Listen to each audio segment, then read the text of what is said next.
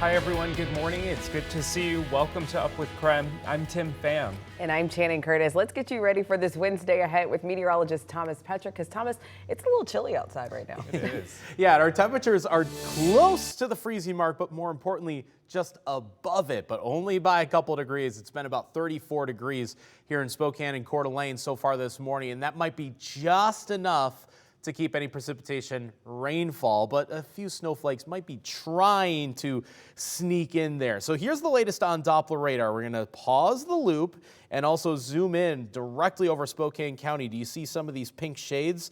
That could represent some wintry mixed conditions. So maybe a mix of rain and snow. That could include areas like Reardon, Airway Heights, Medical Lake, Spokane, or the north side of Spokane. It's close, but if we are seeing any snowflakes, it's probably not making any kind of headway. It's not going to stick to the ground. Temperature is just a little bit too warm for that. Meanwhile, in our southernmore areas like on the Palouse, this is all clearly rainfalls. Temperatures have been in the low 40s in Pullman, so a lighter rainfall, but it is on and off, and we'll likely be seeing the precipitation for most of the day today. A sheriff's deputy is on leave and a person is in the hospital this morning after an officer-involved shooting during a domestic violence call. This all happened late Tuesday evening on 10th Avenue in Spokane Valley. This morning, our Nicole Hernandez is live from that area this morning with the very latest. Good morning, Nicole. Good morning, Channing. So right now I'm at 10th and Bradley here in Spokane Valley. Things back to normal, quiet here this morning again. It was about an hour ago that the rest of Spokane County Emergency Management left this area.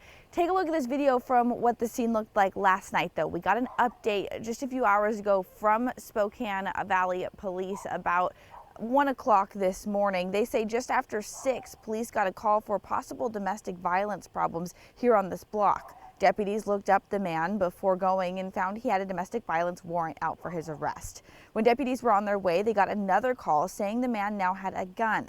Just a few minutes after getting to the house, they say they did shoot at the man and he had to go to the hospital and now has life-threatening injuries. Deputies say they did find a gun next to where they shot that man. The officer who shot his gun is now on administrative leave, which is typical normal protocol for a situation like this. Now, Washington State Patrol is taking over this investigation. In Spokane Valley, Nicole Hernandez, KREM 2 News. The time now is 6:03. Let's take a look at your morning rush. More news in less time. KREM 2 has just learned a Gonzaga University graduate was killed in a military helicopter crash over the weekend. Chief Warrant Officer 2 Shane Barnes and 4 other Special Operations soldiers were killed when their Black Hawk went down in the eastern Mediterranean. The military says it was all a part of a training mission.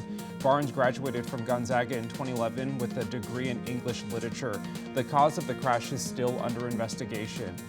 New this morning, a Post Falls man was killed in a mine accident in Montana. 24-year-old Noah Dinger died while operating machinery at the Stillwater mine near Nye, Montana. Work stopped at the mine Monday but has since resumed. The accident is now being investigated by the Mine Safety and Health Administration. This morning, Spokane police are searching for an armed robbery suspect who is wearing a mask and a pink bunny costume. The robbery happened just after 5 p.m. Monday night on North Hamilton. Now, the Major Crimes Unit is hoping someone may recognize the clothing or the mask. If you do, contact the email on your screen. Nearly all gas service has been restored to homes and businesses on the Palouse following Avista's largest natural gas outage in its history. The company tells us 32,000 customers have had their gas restored out of a total of 37,000. A break in the Williams pipeline last week left thousands across the Palouse without heat or hot water. As of right now, there are about 3,500 relights still remaining for customers who were not home when crews came by. The Spokane Regional Health District has a new health administrative officer after the position sat vacant for more than 1 year. Alicia Thompson was appointed during a special Board of Health meeting last week. Thompson has worked in healthcare for more than 25 years and graduated from Lewis and Clark High School in Spokane. The administrative officer position has been open since September of last year when former administrator Amelia Clark resigned and said she planned to accept a position out of state. That is a look at your morning rush. KREM 2 spoke with Mayor Nadine Woodward following her concession to Lisa Brown. Election results show Brown is on track to unseat Woodward by a margin of nearly 3,000 votes. KREM 2's Janelle Finch sat down with Mayor Woodward to reflect on her last 4 years in office. Mayor Nadine Woodward says she's proud to have represented all of Spokane, including those who voted for and against her. She says she's thankful for her time as mayor and ready to make her transition out of office as smooth as possible.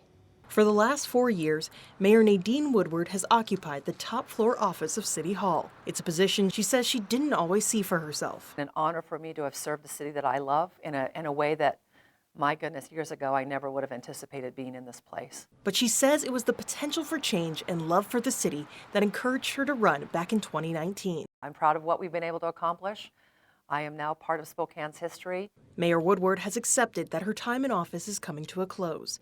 She says she looks back on her 4 years as mayor proudly. She sees some of her biggest achievements in tackling the local homelessness crisis. Regional Homeless Authority, I think that's one of the biggest initiatives and the thing that I'm really proud of. We've also opened up a number of shelters since I've been in office. She says she and her administration have done great work while navigating the city through incredible challenges. The global health pandemic, a summer of protests, our first riot, a housing crisis, unprecedented workforce shortages, inflation, and Camp Hope.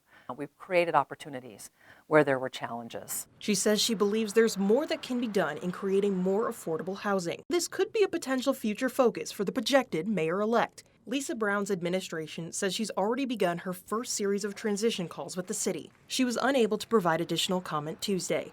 Mayor Woodward says she's focused on ensuring a smooth and informative transition of power. This job is all-consuming. It really is. It's a huge privilege. And she says there's still work to be done before she closes the door on her chapter as mayor of Spokane.